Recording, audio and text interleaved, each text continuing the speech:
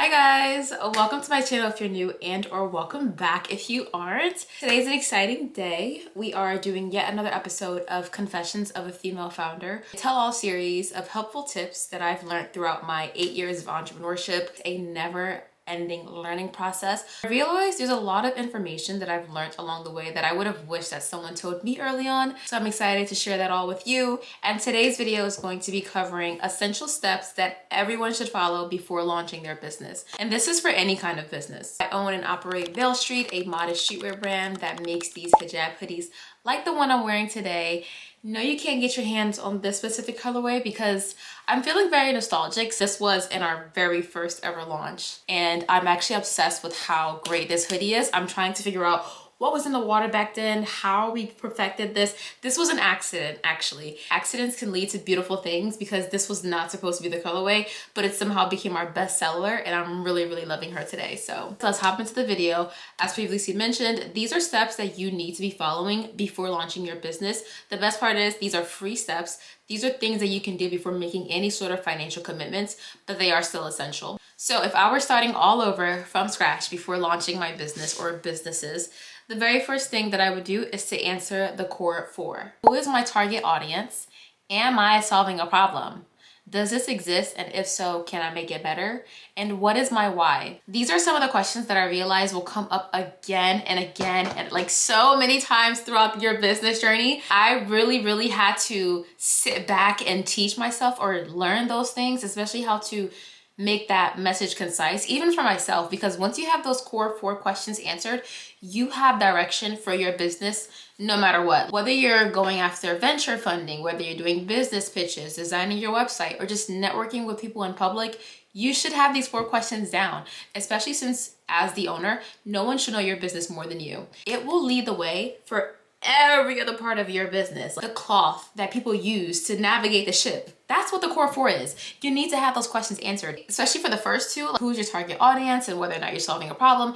If you don't even have those answers down, then why are you launching a business? Because you're not really going to know how to actually sell yourself. This is essential in so many ways, whether it comes to making money, networking, getting your name out there. You need to have those core 4 down. And when you do, you can move on to the next steps. I would recommend jotting these down, answers to this down, because I would talk about it, I would write it down, and my message would change so many times. I have like my initial reasonings, and then I have the reasonings from my audience, like, oh, people like my business because of this and that and that. It's a little all over the place. So if you actually have it down, it's a great way to make sure your message is concise and consistent along the way. And you're going to refine it. You're gonna change it. You're gonna improve it. You're gonna learn better terms. You're gonna learn better ways to describe what you're doing.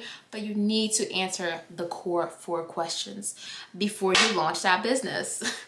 On to the next essential step. You need to get into the habit of thinking fast and acting faster. You need to minimize the space and time between idea and execution. Once an idea comes to you, your job is to like hustle and grind as fast as you can to make it happen. One thing that my grandmother told my mother told me is that if you can do something within the same 24 hours, just do it. Do not leave it for tomorrow. If it's possible, just knock it out. And I've gotten in the habit of wanting to do whatever I can in advance, like whether it's chores, event planning, photo shoots, anything, all categories in life, both in business and personal life. I like to do whatever I can in advance. Always gonna be new things to do. And you also don't know if the next day you're gonna be feeling a little more lazier. So why not just knock things out in advance? I love doing that. I say to think fast and act faster because when I launched my business, even to this day, do you know how many people will constantly comment on my page? Oh, I so had this idea. I was just talking to my friend about this idea. Oh my gosh, I was just thinking about how I should invent a hoodie with the hijab. That's the difference between me and you. Because while you were sitting around, waiting, doing niche, I was out making moves. And the difference between me and them is that I executed and they left it as a thought. So again, minimize the space between idea and execution. The same month that I came up with the idea, I got my first sample. The same exact month. I didn't waste any time. I just went right into researching and finding people that could bring this idea to life. So within 30 days, I went through a cycle of like having the idea, having so many people say no, getting a really bad sample, then going to get another sample, and I got a finalized product. And then by that next month, I announced the business. and I put it out there in the world. And just because I wasted no time between idea and execution, suddenly I became an inventor. Suddenly I became the girl who created hood jobs. You can have an original idea, but that does not mean that other people around the world don't also randomly have that thought as well. Like, come on, we're all inspired by the same things. We're all consuming the same media. We're gonna have the same ideas. The fact that I went from idea to sample within the same month means that I didn't waste time gathering opinions, telling everyone that I know. I simply jumped into action and I made it happen. Once you learn that habit of minimizing the time between idea and execution, you'll make it far in life, and you're gonna start applying it to almost everything you do. We always hear about billionaires who will always answering their emails and messages super fast, like just knocking things out as fast as they can. You have to be a doer, and you have to be quick as well. By December of 2020, I came up with the idea. At the end of that month, I got the finalized sample. By January, we announced that we were launching and captivated hype and attention, and obviously brand awareness, and I became sort of like the first to market. And by that March, we launched. So it took me 4 months, over 10 no's, 2 failed samples, or 2 rounds of sampling, and 0 fashion experience to launch the business that I'm running today. My business, my baby, my passion, my everything. It's a literal modest movement. Also, one more thing, you don't get credit for having an idea. Like, you're not gonna get credit for it because you didn't actually do it, just because it was a thought that you had. Also, that's another reason why sharing your ideas is not a great idea, because it gives off the same dopamine as doing it. Just keep it to yourself and knock it out, and you'll be surprised at how much could actually happen. Put your ideas to paper, put your vision on paper, both visually and in writing. So for me, this means Notion. I always talk about this platform. They have no idea who I am. They'll sponsor me one day though, but I love Notion. I'm not sure what I do without her. It keeps me organized. I already have talked about my monthly, weekly checklist. I put my expenses on here. I put my drop releases on here, future releases, production statuses, manufacturing details, like everything is in Notion. For example, my launch that's coming out this month, I've had this launch in mind, I think for about not 2 years, or I think it's been 2 years now, or a year. And I've had it in mind for a while, but obviously I forgot all the details. Like, I forgot all the ideas that I had for promo, the reasoning and the story behind it. And I have that all in my Notion locked away somewhere. It's just like a great platform to use, and it's a great way to put all of your ideas and details. Just play around with it and you'll understand why I rave about it. It is not like your traditional iPhone notes, because we all know that things get lost in there. But with Notion, I actually get a lot of stuff done. And the second thing is to visually put your ideas to paper.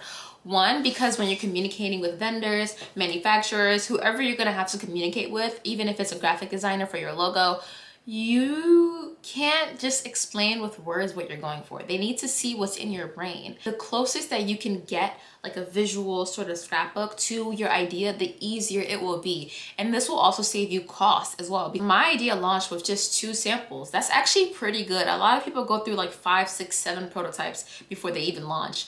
But because I had something that didn't exist before, all I had was a sketch, baby, a sketch and a dream. But I also would like sort of put together images so that they could understand what I was going for, and they made it happen. Imagine if I just texted them, hey, can you make me a hoodie hijab? I was definitely gonna get more than 10 no's. I was gonna get hundreds of no's. They're gonna be like, ma'am, what? I put to picture what I was going for, and it made it a lot easier. Same with graphic designers. I've worked with the same graphic designer for a couple of years. Before she made my legacy logo, she'd always make really cool, intricate graphic designs for me. And she honestly always got it right, like with ease. We didn't have to go through multiple rounds. But it's also because I put in the work to put my vision to paper so she could see what I was going for. And when I say paper, I mean Canva, because I make a lot of mood boards so that they'd understand. But you guys all know what a mood board is, and you know how to make one. So literally just make them for your business, like a brand vision, what you're going for, what your entire aesthetic is, what your brand means. Use the core 4 questions that you answered previously and put it on a mood board.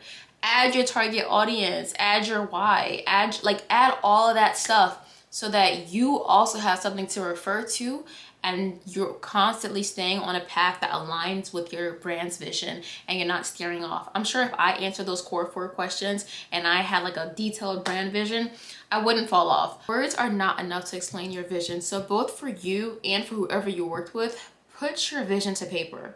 Make slideshows, put the detail out there. We cannot see what is going on in your brain, and your words are not enough to explain it, because we all know communication We all know, everyone thinks people can communicate more, and there's not enough communication in the world to describe your vision, especially when you're creative. So put your ideas to paper. Find the experts in your field. This also means learning how to become resourceful, because a lot of you people nowadays are too used to information being easily spoon-fed to you all. Like every other day y'all in comment sections, how do I get this, how do I do this? And if someone doesn't answer, you're like, oh, they're gatekeeping, or they're this. Become resourceful. Learn how to find information. It'll take you far. Find the experts in your field. Find the game players. Find the people who are going to drive your business forward. For me, manufacturers, graphic designers, whatever things that you're going to need for your business, find the experts in your field. And this was especially essential because I do not come from a fashion background. I don't have any fashion experience. I mean, from an expert sense. Like, obviously I have a sense of personal style and I do enjoy fashion, but I knew nothing about size charts, fabrics, yada yada yada. I knew nothing. So my job was to find the best. And finding the best made it all easy, because not only were they the best and they bought me the best product and they made my product come to life, but they taught me so much along the way. Like I had people on my team that genuinely wanted me to learn more things, and I had to lean on them. And mind you, I came to them people with a sketch, especially nowadays when you reach out to manufacturers. In order to be taken seriously, you usually come with a tech pack. You show some sort of credibility.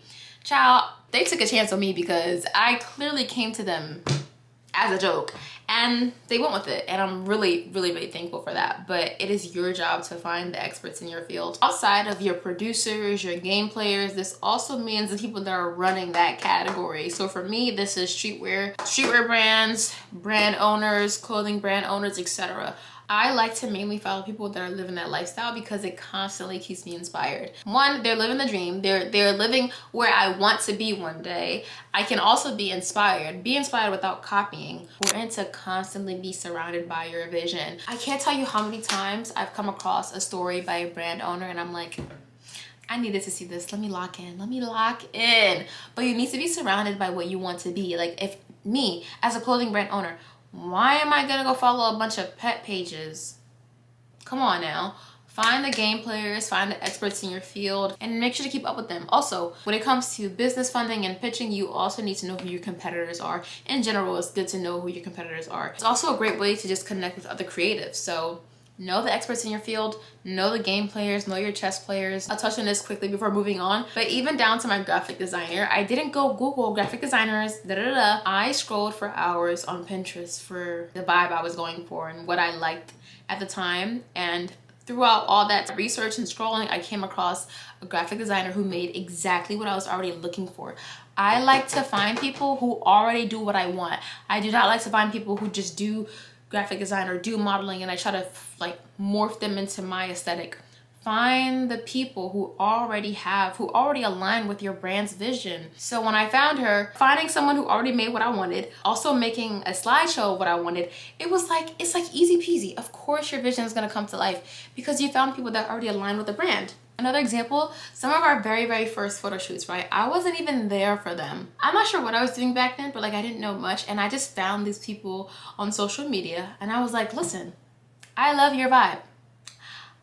This is exactly what I want my brand to look like. Streetwear hijabis, y'all got it down to a T. Can y'all make content for me? And they did, and they ate down. Clearly. Swaggy streetwear folk. Like, I'm not gonna force people to morph into that. I look for those that already have the aesthetic. I don't care about followers. I don't care about anything like that. A lot of the faces that make up my brand are honestly just locals, people I've met in the city, people I grew up with, and I find that to be really cool. But they have the aura. They have what I'm going for, and I love that. So find the people in your field. Find the people that match the vision and find the experts. And I think this is the most important step. If you don't take anything from this video, let it be this. You need to build your brand in public.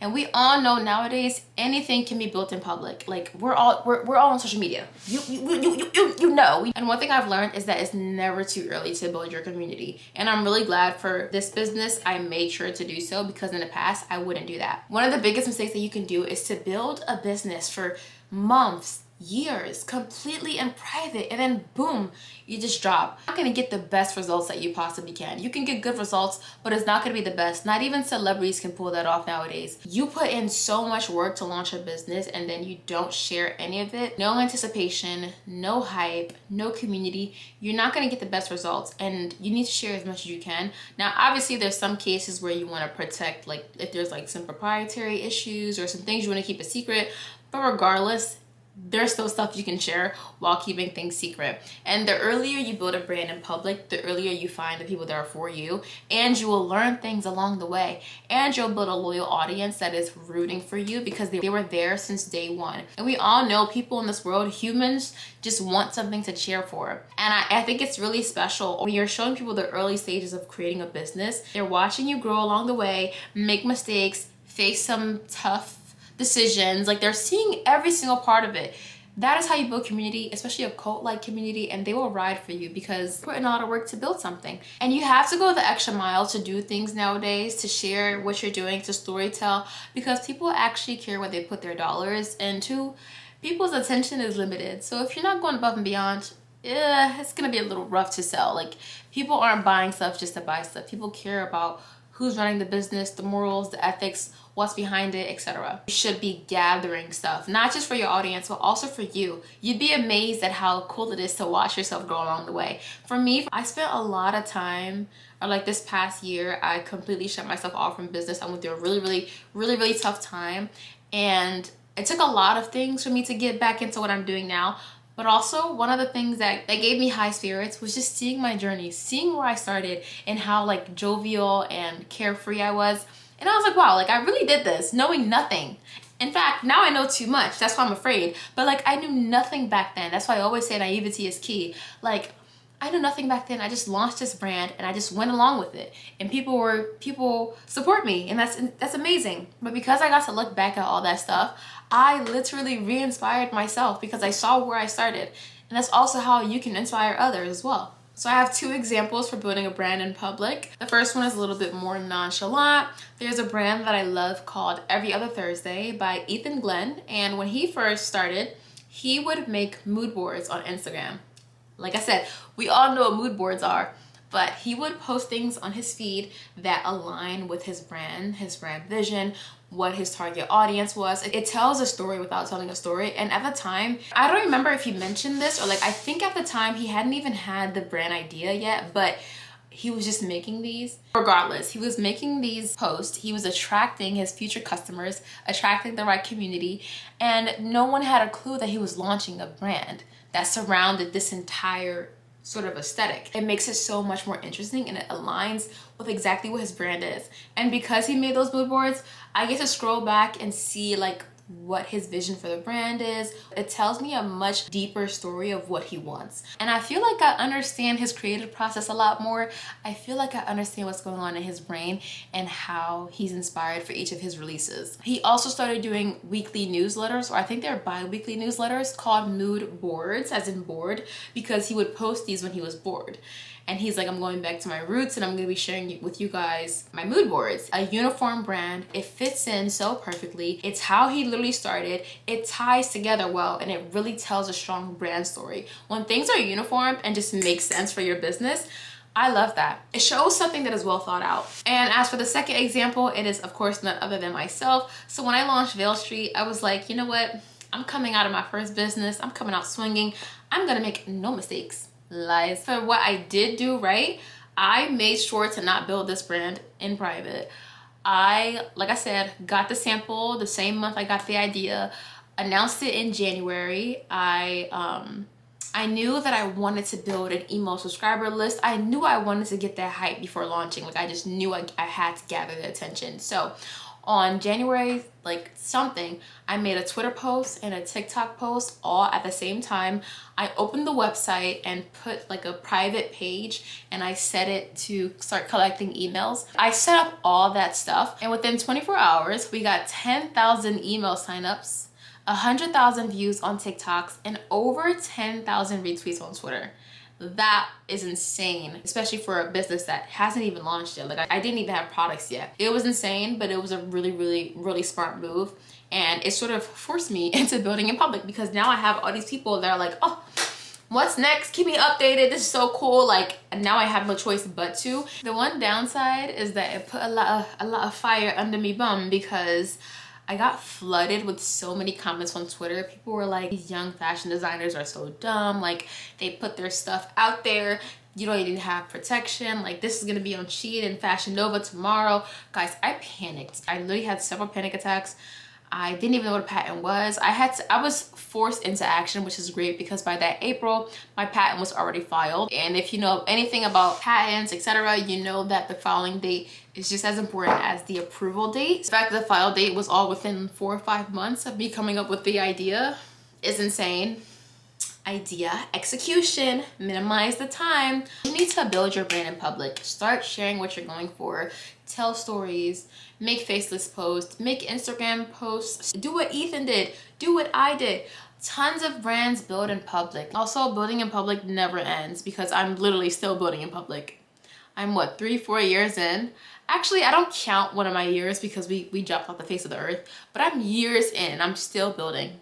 I'm still building. I'm still bringing you all along my journey. I'm still figuring things out. Begin sharing your story. Remember your core 4, remember your why, and you will attract like-minded individuals and future customers. And you will also attract a genuine audience that is rooting for you. And the final step is to seize the identity that you want for yourself. This is like my quote for 2025. You guys see, I just had my boss, my girl boss CEO shoe.